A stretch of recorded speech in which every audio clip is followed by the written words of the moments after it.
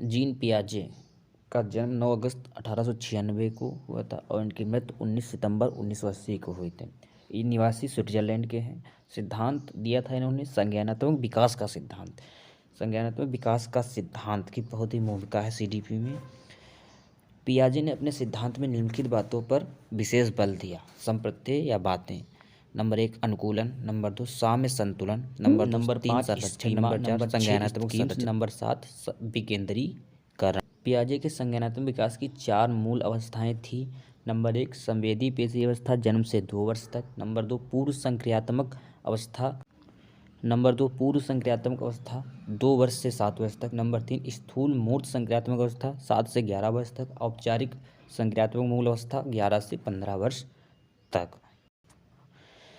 पियाजे ने संवेदी अवस्था या इंद्रियजनित अवस्था का विस्तार से वर्णन किया है। उनके अनुसार परिचितों का मुस्कान के साथ स्वागत, यानी कि बच्चा जब छोटा होता है तो अपने परिचितों का मुस्कान के साथ स्वागत।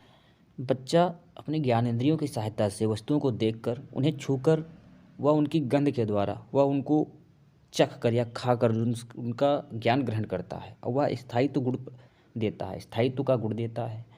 अगर बच्चे के सामने नमक दिया जाए तो वह उसको चख कर बता देगा। दूसरी महत्वपूर्ण अवस्था है पूर्व संक्रियात्मक अवस्था। इस अवस्था में बच्चे में जीववाद का विकास नहीं होता है, यानी बच्चा सजीव व निर्जीव का अंतर नहीं कर पाता है, लेकिन बच्चा अहं केंद्रित की भावना से ग्रसित होता है। वह अपने को बहुत ही महत्व देता है और बच्चे वस्तुओं या संख्याओं को उलटना पलटना नहीं सीखता है।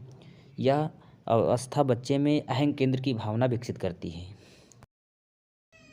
तीसरी महत्वपूर्ण अवस्था है संज्ञानात्मक विकास की मूर्त संक्रियात्मक अवस्था या स्थूल मूर्त संक्रियात्मक अवस्था। इस अवस्था में बालक में तार्किक चिंतन प्रारंभ हो जाता है, परंतु परिपक्वता की कमी होती है। दो वस्तुओं के बीच बालक तुलना करने लगता है, अंतर करने लगता है, वह समानता व असमानता का गुण दर्शाने लगता है। मूर्त चिंतन की अवस्था अथवा पलटावी या उत्क्रमणशीलता की अवस्था भी बालक के अंदर विकसित हो जाती है। संज्ञानात्मक विकास की चौथी महत्वपूर्ण अवस्था है अमूर्त संक्रियात्मक अवस्था। इस अवस्था में बालक में तार्किक चिंतन की अवस्था का विकास हो जाता है। मूर्त चिंतन के साथ साथ अमूर्त चिंतन भी बालक करने लगता है। चिंतन में परिपक्वता आ जाती है।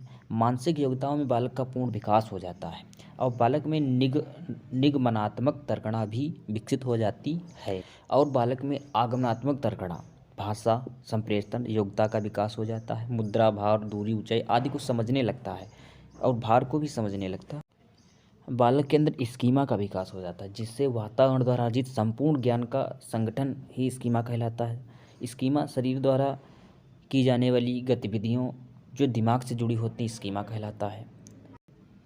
जीन पियाजे की परिभाषाएं। जो जीन पियाजे का संज्ञानात्मक विकास मानव की बुद्धि व विकास से संबंधित है। सीखने का अर्थ व ज्ञान निर्माण पर जीन पियाजे ने बहुत ही ध्यान दिया है। बच्चे सक्रिय ज्ञान का निर्माण कर तथा नन्हे वैज्ञानिक हैं जो संसार के बारे में अपने सिद्धांतों की रचना करते हैं। हमारे चैनल को लाइक और सब्सक्राइब करें।